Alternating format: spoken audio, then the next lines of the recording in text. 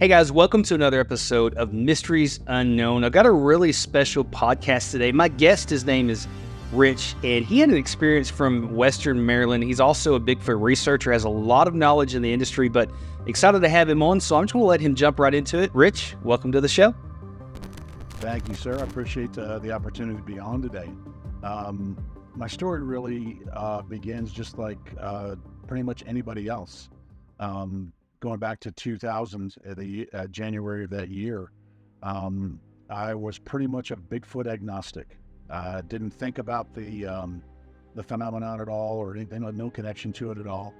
And, I've heard a few stories, and that was about any connection I had to it. And that particular January, there came a day on the weekend, one of the weekends that was a unusually warm day for Western Maryland. I mean, that's the foothills of the Appalachians, and winters are usually pretty serious out there.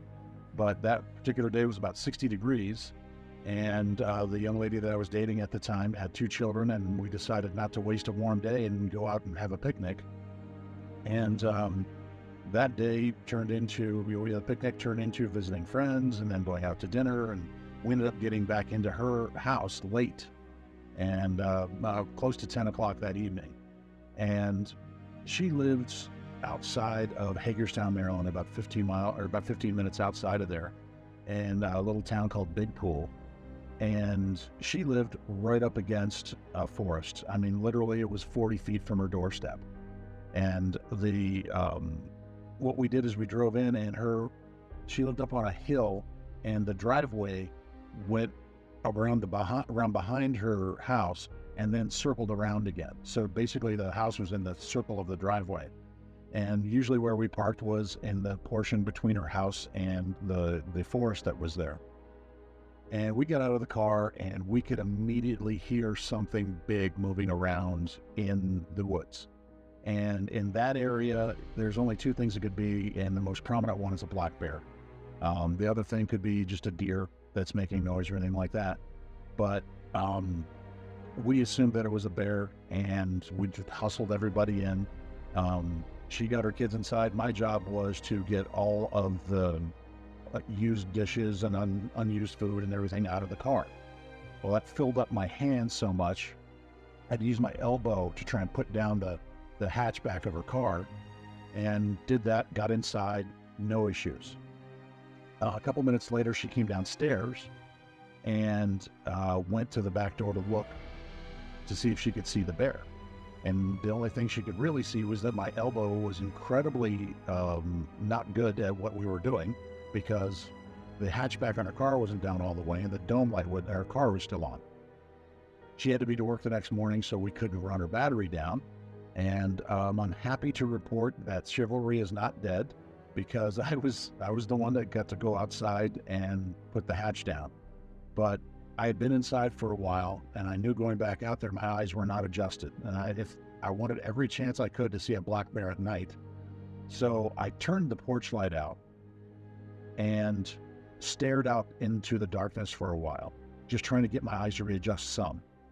And I realized there was some light out there. I don't know if it was a full moon or close to a full moon, but it was in that state, and there was a good amount of light coming from the moon. And then there was a lamppost about 200 feet away that was lit, and what that did is that marked separation in the driveways. The going right would go towards her house, and going left would go up farther up the hill to where her uncle's house was. So there was some ambient light that was out there. And walking out there, I understood that there was only one place I really needed to look along the tree line, because the tree line was lined with, bushes and briars, pretty much. And they rose up to about 4 or 5 feet most of the time. And bears aren't going to go through that to try and get to you. They're going to be like us. They're going to be very pragmatic and find the path of least resistance. Well, the one spot in that line was off to my right that was about 15 feet wide. That all that had been beaten down and removed and everything. And that's where we would go back into the woods to go hiking, or we would take our kids out in the woods to play, things like that. And that rose up, the bushes and briars rose up to where the canopy of the trees came down about 5 feet. So it was a pretty solid barrier that we had until you got to that space. And it was a space about 15 feet wide, about 5 feet high. And I was just sure that's where, if something was going to happen, that's where it would come from. So as I walked out, my eyes were on that space all the time, walking up to the back of the car, about 20 feet or so to get to the car. And as I got to the back of the car and went to shove the hatchback down, I saw movement in that space. And the first weird part of it was that it was not coming out of the space. It wasn't going across the space. The movement I saw was that it was going straight down. And like I say, it just caught my eye, and I stared right where the movement was. And I was able to make out the outline of a shape. And what struck me was how large this thing was.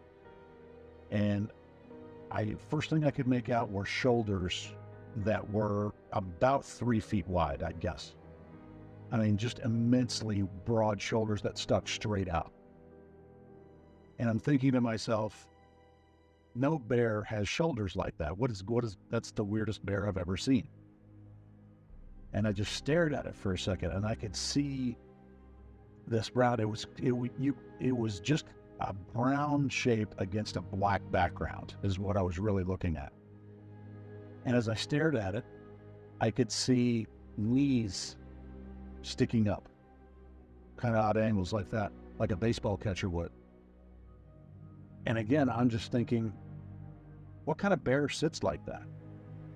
You know, bears, they either sit down on their haunches the way dogs do, or they just sit down on their behinds and their legs stick out. And I said, is that thing crouching? What kind of bear crouches? And at the time, I didn't understand what was happening to me, but I've come to learn that what I was experiencing was called cognitive dissonance, which is where you're receiving input, visually, audio, whatever, and your brain just isn't processing it. You're just not wrapping your mind around what it is. So in my mind, I'm looking at this bear, and I realized, okay, if it's crouching or sitting, its head was up to the canopy of the trees, about 5 feet. And I'm thinking to myself, this thing is massive. And I just stared at it. And the total time I was looking at it was maybe a minute, maybe more. And I just was transfixed on this shape. And after a minute or so, I could hear from the side of me, my girlfriend at the time saying, "What are you trying to do? Get killed?" And it snapped me right back to reality. The reality was 40 feet from me is this huge bear, and I've got 20 feet to go to get into this house. And I'd spent enough time in the woods to know that the last thing in the world you do is run, because that'll trigger the hunting response, and they're going to run down their prey, and they're going to get to it, whether they're hungry or not. So I just started backing up, and my eyes on this figure the whole time. And I got about 10 feet, and it hadn't moved. So I figured, okay, I just turned around and walked into the house. We got in there and we stayed up for a little while to make sure there was no problems at all. Nothing happened, everything done. Fast forward from there, 5 years. I was no longer seeing that young lady. I had met the lady who became my wife, and we had moved to Orlando, Florida. One of the things that I deal with on a regular basis is insomnia. And during one of those nights, I'm sitting in front of the television, just flipping the channels, and a show on Bigfoot comes up. And I distinctly remember saying the words, "Well, this will put me to sleep."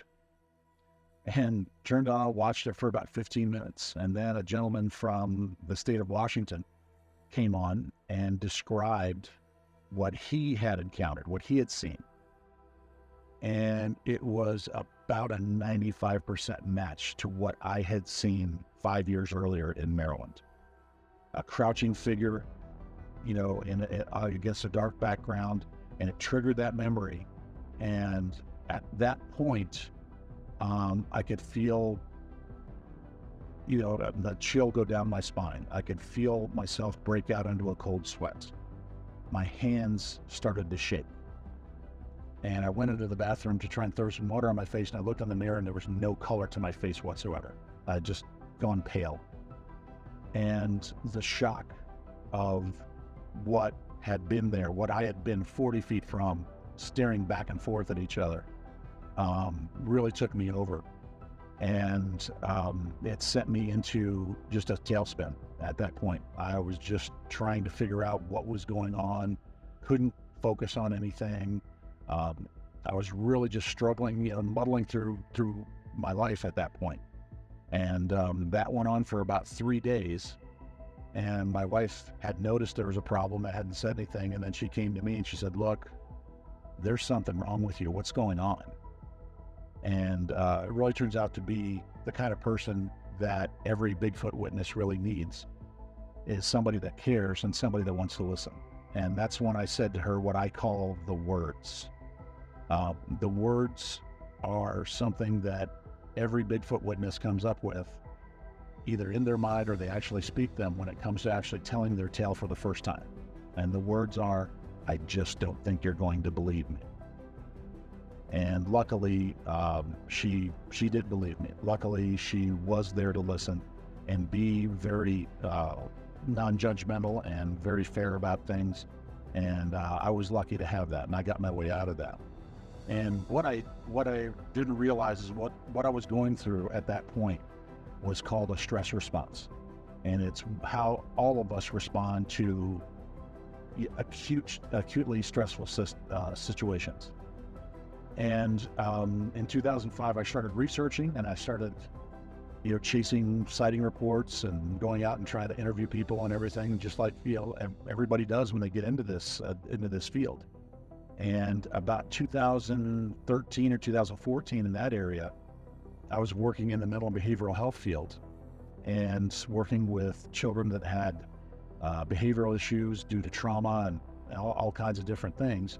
And what I started to notice was that the things that I heard on a daily basis in my day job about the effects that these kids were going through from things like traumatic car accidents or witnessing violence or abuse or neglect, all their reactions and what they were going to, the after effects, were some of the same things that I heard from Bigfoot witnesses, and that their encounters were really shaking them up. I mean, I think every researcher has met somebody that's had an encounter, and it's really affected them on a negative basis. And there's more of those people than I ever knew. So I started to study that connection, because to me, it was a connection in real science that's done every day that nobody had looked at in the Bigfoot community. And I started to get into that, and I decided to document things with a study that I started in 2017. And I interviewed over 400 people to be part of that, most of them twice. I mean, a few of them, a number of them three times. And I ended up keeping 148 of those cases. And what that did was provide the data of the broad spectrum of effects. A lot of people like to say that every stress response is out there. They refer to it as PTSD, which is kind of dangerous when it comes down to it.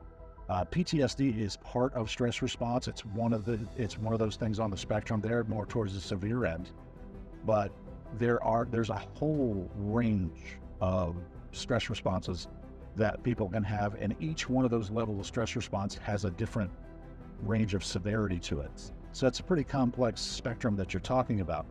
But I found that a lot of people, that have had these issues, just almost every one of them fit nicely into that spectrum somewhere. And the main thing that we're talking about is the fight or flight response. Everybody knows about fight or flight.